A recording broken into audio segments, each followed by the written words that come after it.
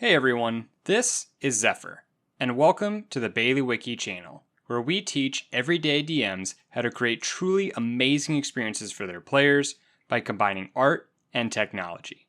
Today, we're back with Voxras as he learns the ins and outs of FoundryVTT. Today, we go over item sheets and also set up a cool interactive element for a combat encounter. So stay tuned for all of that. Let us know in the comments what questions you still have about FoundryVTT and what we should cover with Vox next. As always, thank you for watching, and we hope that you enjoyed this conversation with Vox as much as we did. Okay, so let's pop open. Let's use Gomer's sheet,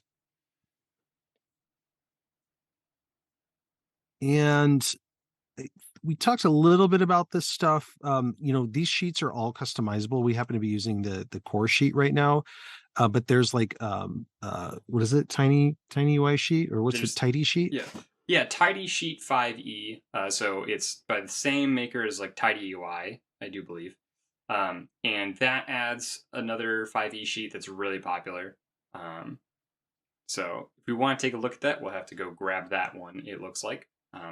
But there's all kinds of sheets for changing that. The forms stay mostly the same, but where you see them is different. The Tidy UI sheet's great, especially if you're a GM and you want to apply it to your monsters, because it kind of puts everything on like one sheet kind of thing. It's convenient for you as a GM. I believe what I did with Vox was that I actually created this in D&D Beyond and imported him. Mm-hmm. I noticed that there were some things like if you had dye or whatnot that, and I was playing around this in like my sandbox, you can actually import, like if you've purchased a specific skin that you like, it can come in with that import. Oh, nice. So yeah, maybe maybe it's not necessarily the player sheet, because I think we're all probably familiar with everything in here. Let's open up a go into his inventory. And let's open up like the crossbow light. Here's the pencil button over there on the right next to the trash can. Oh, oh, okay. There we go. Okay, so let's just kind of talk through this, because sometimes people want to make their own custom objects, or they want to know why something's behaving in a certain way and change it. Like maybe I want to add a different modifier to my weapon because I'm making it magic, something like that. So this is just how you describe it, right? And the pencil over to the right would let you edit that. Let's jump into the details tab. And this is where, if it's, a weapon that we've created, and remember the weapon gets defined over on the right side when you first create the item, in the little items tab of your sidebar. When you create a new item, you get, we'll just show that. Go up to it looks like a little briefcase to the left. There it is. And do create item. And in the drop down below, you can see what your options are when you create it. So these will define the basic fields that are going to apply to whatever item that we're creating, right? So this light crossbow was created using the weapon item type. And if we just look at it, you see under weapon type, it's simple ranged weapon, but we can change that drop down. The base weapon, the attunement, so whether it requires attunement or not is important. And Midi qual will pay attention to that. Midi qual will say, oh, it's not attuned, you don't get to use it, or I'm not going to apply the effects or benefits of it, right? Weapon status, so that's whether it's equipped or not matters, right? So if I want to actually use the crossbow, I've got to equip it, whether I'm proficient in it, that sort of thing. Is that what that means? Whether I'm proficient in it? Yep. Or whether it requires proficiency? It's that you are proficient with it. With Midi QL and I think some other different automation pieces, it will automatically know whether you're proficient based upon the weapon type and proficiencies you have on your character sheet. So you shouldn't have to mess with that often. Great. But you can see some of the other things down here that might matter is like whether it's silvered, or isn't Midi qual smart enough to recognize and use silvered weapons? Yes, yeah, and magical. For example, so earlier we used a +3 greatsword, so that was magical hitting on the ghost, but otherwise the ghost has resistance to non-magical bludgeoning, piercing, and slashing damage, so it would have taken half damage automatically if we had used a regular greatsword, for example. So Right. all of those things are completely handled by our automation. Right.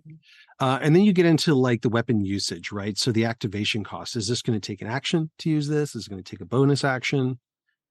Is it a legendary action, right? Activation condition. I forget what goes in here. This is Yeah. That's mostly like a reminder text for you, basically, for like reactions and things like that.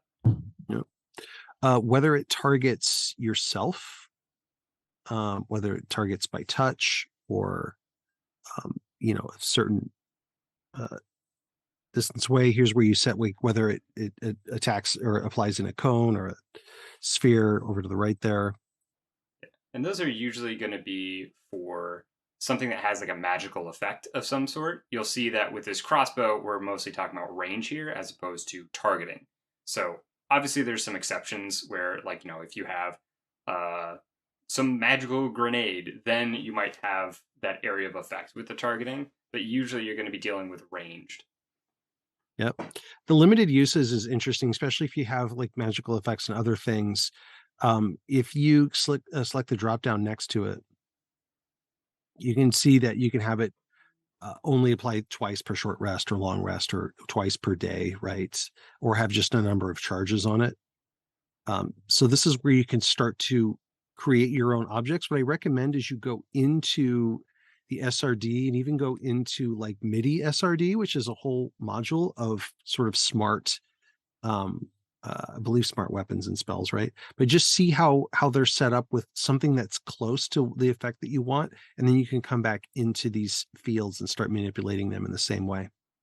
Yeah, I'm really interested in this because like in my last Tomb of Annihilation run, I like totally like one manned a dragon because I had paralytic arrows and I happened to crit with one. Oh, I jeez. basically paralyzed him for like 20 rounds and just went up and just coup de grace him essentially.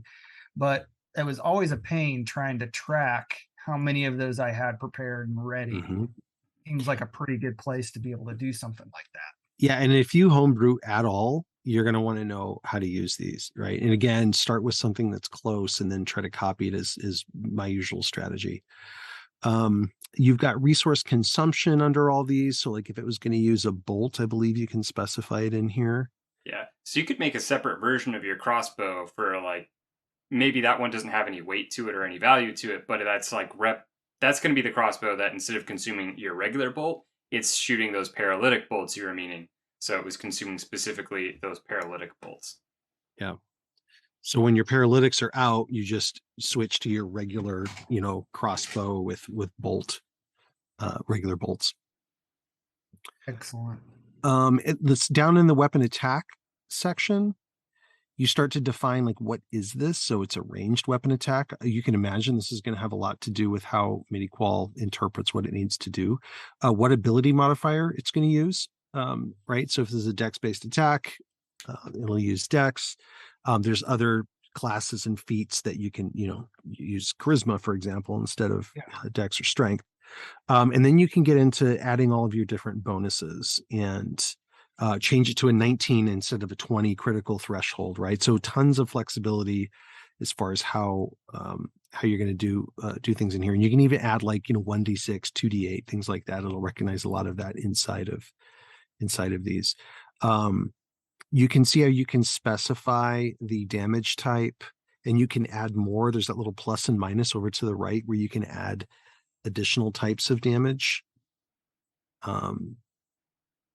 So just like tons and tons of flexibility, right? So I want fire damage also, right? 1d8 fire damage. I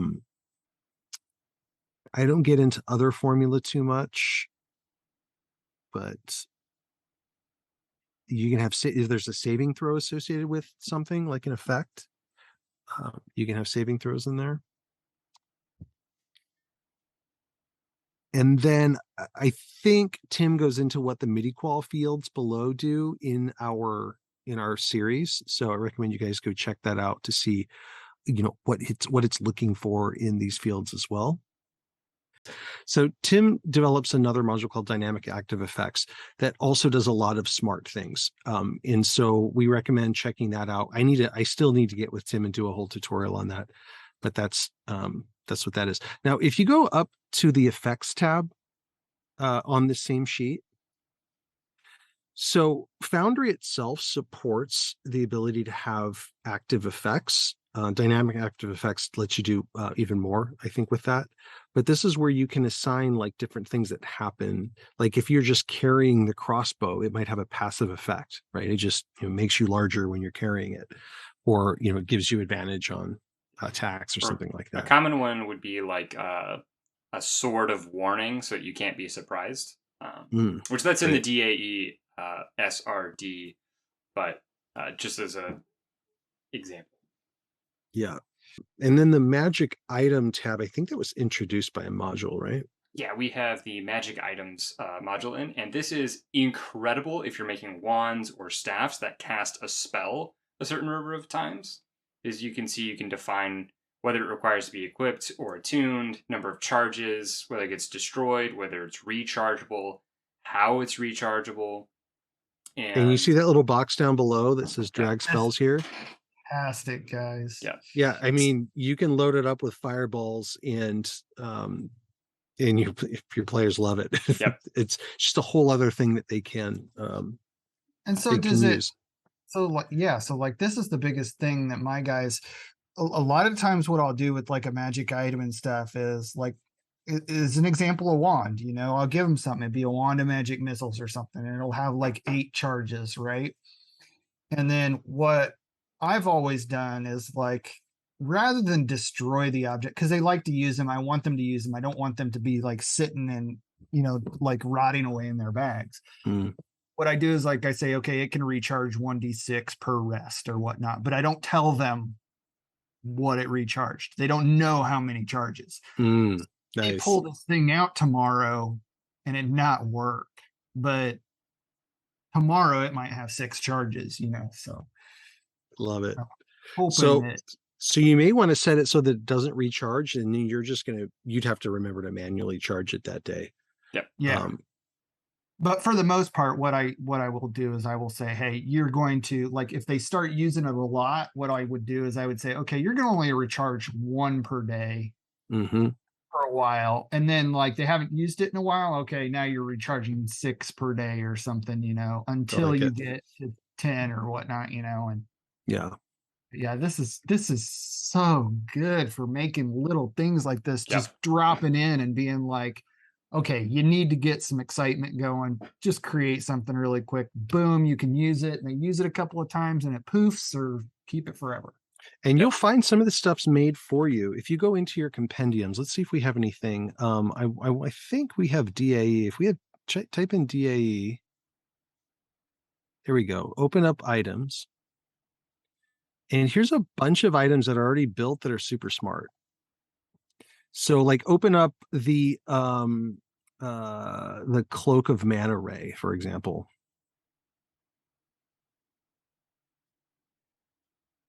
And let's go through some of the tabs to see what it does, right? So check out the details tab. And you can see this one's pretty simple. I don't think there's even any activation costs. So go to effects. And click into that Cloak of Mana Ray. You know what? You might have to import it into your world to be able to see these things. So go ahead and say import up above. And now open it up on the right there. And now go back into effects. And now click the little pencil. So this is what Dynamic Active Effects is introducing, is a lot of this stuff, right? I think I forget how much of that is this versus Core Foundry, but you can see it transfers to the actor once they equip. Go to the effects tab, and it'll set their movement, their swim speed. It'll upgrade it to match their movement speed automatically. Or no, actually, maybe it just sets it to 60. Oh yeah, that's right. It gives you a swim speed of 60. So this will automatically set it to 60. These are really important, these sample items, because these will show you how to create your own effects that look like and act like these with other types of items that you make. Yeah, this is So great. yeah, great.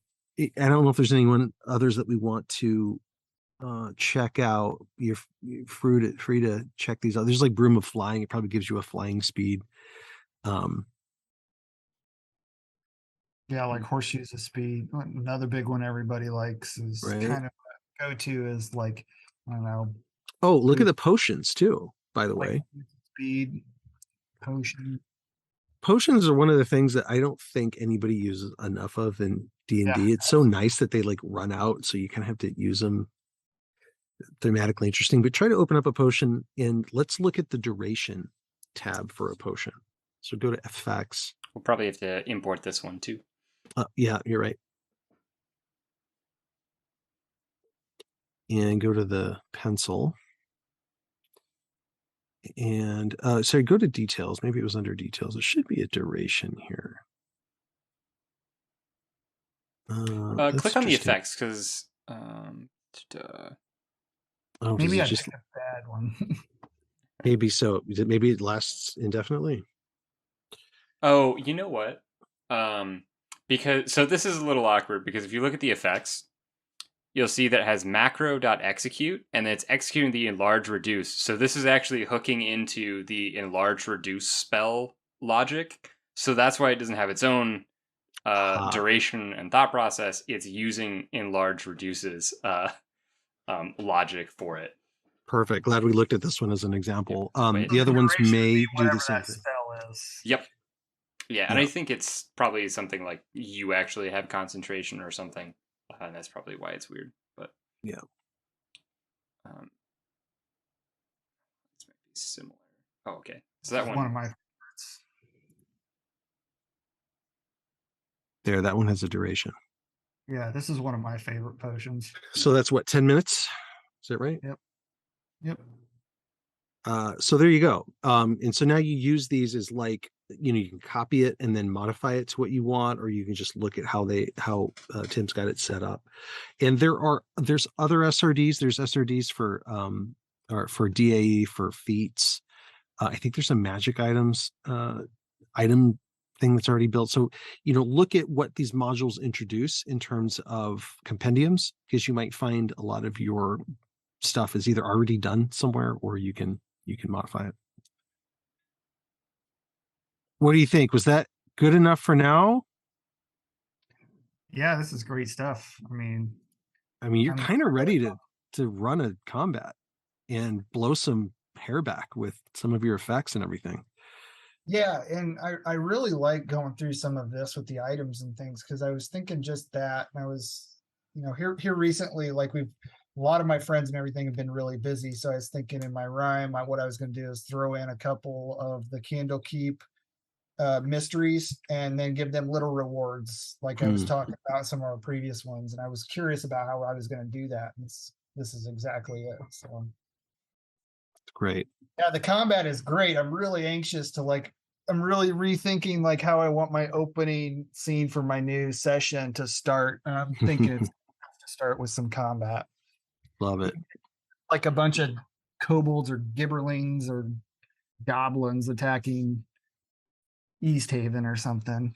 Something get blown up. I'm a huge fan for the party is all in the tavern, haven't even said hello to each other yet, and then the tavern gets attacked and they're the people who are able to fight and that's how they meet each other. I'm a huge fan of opening with combat.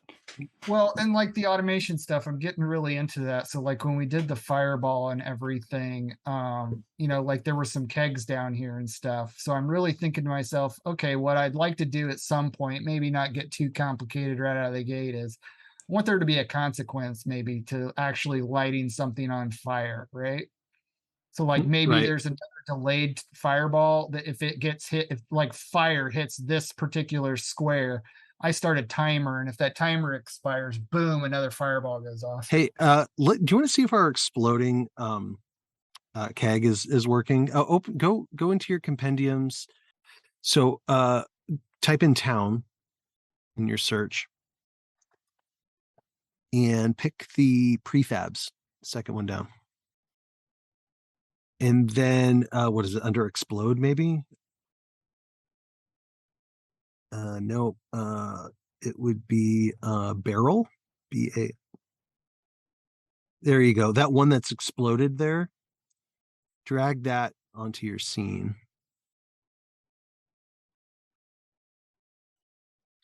And that will have created an actor for you, by the way, over in the top right. This is, well, I won't try to play it, but this is a tile. That is a JB2A tile. If you have JB2A installed, it'll look for this. In fact, I'll just show you. Saying look in the JB2A module for this orange explosion. If I click here, I can see all these other explosions. These are images of the explosion. It's just because you can't see the thumbnails, but like you can have a blue and magic and all these other kinds of crazy explosions, right? But I picked this one. So, yep. So this is my quick edit mode. See, that just went off. Now this, this thing is locked. So now as long as I have a token selected, I can, there it goes. You just hit it again and it resets it, right? So, what this thing does it have a harm effect on it? I forgot to look. I don't think so. Okay. So you can set it up where if something is standing close to it, you can automatically harm it. Mm-hmm. So I could, what's that? If you want to get really fancy with it too, we didn't go through it before, but you can also basically, the actor that is the control token, right? You can give that the fireball spell, and you can have it cast or like make the attack or cast the spell centered on the barrel. So you could do stuff like have the actor, like, okay, the actor has lost health and now it's going to cast delayed blast fireball. That's a bit much to get into right now, but you can absolutely do those crazy automations that you're talking about where if someone damages the barrel, it explodes later. Yeah, that's awesome. I mean, like, so, even combat's over. So I'm going to give these guys some health.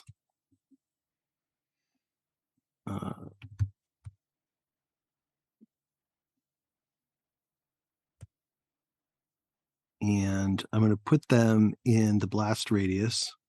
They're hanging out here thinking they've got half cover. And so now that's, yeah, whatever. I'll just click like that. So we just targeted all of these guys. And did it damage them? Click on one of them and see what their health is like. 12. No, it did not. Why would that have happened? Well, so did you trigger I noticed that you put the hurt on the animation tile. Oh, yeah, I didn't trigger that one. Yeah, that's the problem. I should just not have put the hurt on the animated tile. I should have put it on the tile underneath it, right? Yeah, exactly. Sorry, now we're just wasting a bunch of time. That's all good. It'll get cleaned up in post. Hurt all the tokens within the tile. And I want to do minus, so it gives you little tooltips down here. I want to do 14d10. So really want to make sure these guys die. And I want to see a lot of dice rolling. Yeah, good. All right. And then I'm going to... Did you move your animation back? Why doesn't it... Isn't there a way to make it deselect all of them? I think I have a module that makes them all deselect. There's just like the setting to click off to the side. There's my animation here. Yeah. Yeah, that's it. All right. This is a long time coming. Hold on. What's going to happen? Let me turn this off. Come on. Oops. Sorry. Is like a really, really delayed, horrible clicking experience on my end here. Yeah. Come on. All right. Okay. Ready. Oh, it's so good. Nice. I think Well, you got him. It didn't roll me any dice, but I did kill my zombies. So that's cool. All right. Have we had enough anarchy for one night, guys?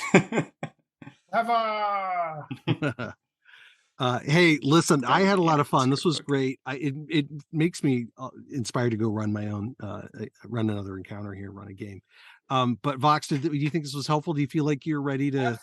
I think every time that we do one of these, I feel a little bit more inspired and a little bit more prepared to go off and try something. So now it's just a matter of digging out of my work hole to be able to devote some time to this. I wish Yes. I could figure that out too. Well, thanks guys for joining me for this. Do we have an idea of what we're going to do for the next one? Oh, I think we want to invite a guest to the next one. Another GM who's a professional GM uses Foundry, and we thought we would have him be a surprise guest. I'll announce it when we get close, but I'll have him show you his setup and how he prepares for a game, just to give you some inspiration and like see a game, that's kind of ready to go, and how another GM kind of uses all of these tools. He does use a lot of these tools that we've talked about to really make things happen. So, sound good to you guys? I think that'd be great. I'm always looking for people to benchmark and learn new things from, like you and Zephyr. I mean, it's been great learning and great fun. So yeah, the more the merrier. Awesome. I can't wait for that episode. Thanks, Vox, for joining us again. Appreciate you co-hosting with me, Zephyr, and we'll see you guys on the next one. Yep.